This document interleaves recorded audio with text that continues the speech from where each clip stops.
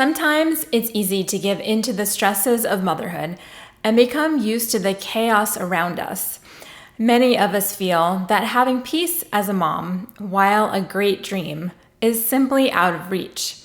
But being a peaceful mom is more than just a feeling, and it doesn't mean that you can never have a bad day or moments when you're overwhelmed. It's actually much more about creating the right kind of atmosphere for your family, yourself, and your home. I'm Marisa from Call to Mothering, and I encourage and equip moms who are raising toddlers to teens.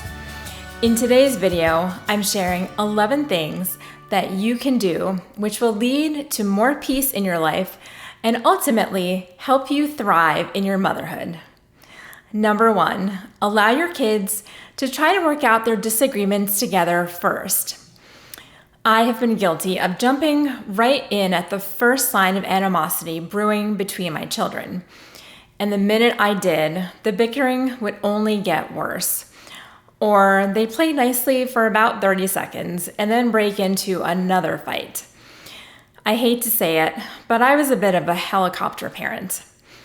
However, constantly playing referee can wear on a mom. In our attempt to make things peaceful between our kids, we end up becoming frazzled and we're not left feeling very peaceful ourselves. I think that we feel this need to step in and deal with every little spat because we feel like everyone needs to get along all the time, and it makes us uneasy if they don't. But if left alone, kids can usually deal with disagreements on their own. And if they don't figure out how to get along right then, they'll end up playing by themselves for a while and then eventually come back together. Either way, after some time, they're likely to realize that whatever they argued about wasn't such a big deal after all, and they will make up in the end. If we are constantly stepping in at the first sign of a disagreement with our siblings, how will our children ever cope when a friend disagrees with them or if they have a conflict with a peer? There is no better place to practice working out discord with others than at home with our brother or sister.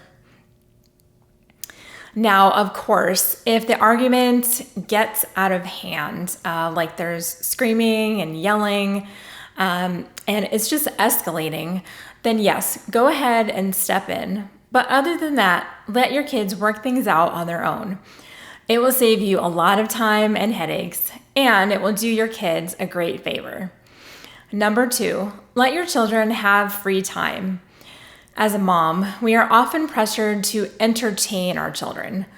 Sit by them for hours and ensure they receive entertainment, stimulation, education, and all the things. And it can be downright exhausting for a mother to keep up. But what would happen if we took a step back? Playtime is when kids use their imaginations and learn to play alone or with other children. It's a huge benefit for them to learn how to beat boredom themselves without being entertained by us or by electronics 24/7. So let your children enjoy a couple of hours of entirely uninterrupted playtime. Set aside an hour or two each day where you say, "Okay, kids, you go play alone or with one another. Mommy will go do," and then insert your activity of choice here. If your children are not used to entertaining themselves, this may take a while, but don't worry, kids catch on pretty quickly. Before you know it, they will use those imaginations, and you will feel more peaceful not having to play cruise ship director all the time. Number 3, don't overschedule your family.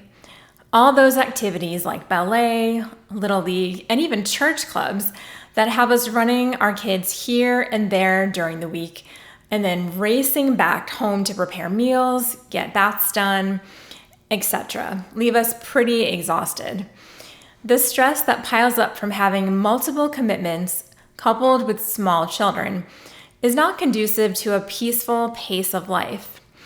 And overscheduling your kids can lead to them putting too much pressure on themselves and feeling burnt out as well. The other unfortunate results are an increase in meltdowns and behavior problems and a breakdown in communication. Yes, it is good for children to be involved in extracurriculars, but there is such a thing as being too involved. So take a good hard look at your family's schedule and see which activities can go on the chopping block. Maybe you commit to only one very special activity or club per child, depending on their age and level of interest, and let the rest go. Number 4, lower your expectations. Sometimes we put too much pressure on ourselves and our children to act a certain way. Don't be loud in the restaurant. Sit completely still. Act like an adult. If you feel frustrated that your child is not constantly behaving the way you expect, you may need to reevaluate your expectations. Don't get me wrong, different age groups in different situations should display certain behaviors. But there are activities that a 5-year-old can handle that a 2-year-old cannot. Don't put your child in a situation you know would be too overwhelming for them, and then become frustrated when they behave differently than you want. Now, some situations are unavoidable. If you know a function is coming up that requires a certain high level of behavior from your children, such as a wedding or a funeral, take the time to prepare them first. Then hope for the best. If all else fails, deck out early or hire a babysitter. Always remember, though, that you have several years on your child. They will not act like an adult. They will act like a child. So don't be too hard on them and learn to be realistic with your expectations. Number 5, don't sweat the small stuff. This goes hand in hand with number 4. Some things are just not necessary. When we choose to be calm about the insignificant events in our lives that don't matter, we will become calmer when we face more significant circumstances. And don't allow other people's opinions to define you as a mother. You are you. God chose you to be your specific children's mother. You understand your kids better than anyone else. So own it. Own who you are as a mom and your parenting decisions. You don't know anyone else an explanation. You can always listen to opinions if you like, but always remember to take them with a grain of salt. Number 6, stay consistent with your kids. This can be difficult for parents, especially us moms. Whether you work outside the home, inside the home, or you are with your children all day long, the last thing most parents want to do is discipline their children. For the sake of convenience, or because we just don't want to seem too authoritative, we tend to overlook certain behaviors and don't deal with them right away. We ignore, excuse, or justify poor attitudes and behavior until those seemingly minor offenses escalate, and then we end up having a much bigger problem. Then we're more likely to respond out of frustration and anger because we feel the issue has grown beyond our control. I love a quote from Charlotte Mason, who was an educator from the 1800s. The mother who takes pains to endow her children with good habits secures for herself smooth and easy days, while she who lets their habits take care of themselves has a weary life of endless friction with the children. It may be challenging right now with young kids, but when you are consistent about instilling positive behavior in them and correcting their misbehavior, you are setting the stage for your days to be smooth as a mother, and also for your children to function as contributing members of society. So I am happy to say that the new Not Just a Mom shirts have arrived. I am wearing the baseball tee, which comes in a variety of colors. And there are also t-shirts, long sleeve tees, and sweatshirts. They are perfect for expressing that you are doing the great work of motherhood, and it is nothing insignificant. All those little things that you do each day for your kids add up to something incredibly valuable and worthwhile. Get yours with a link in the description down below. Number 7, try to keep a routine. Routines are important. Children thrive on routines. If a child is unsure what will happen next day to day, They are more likely to act out and be moody.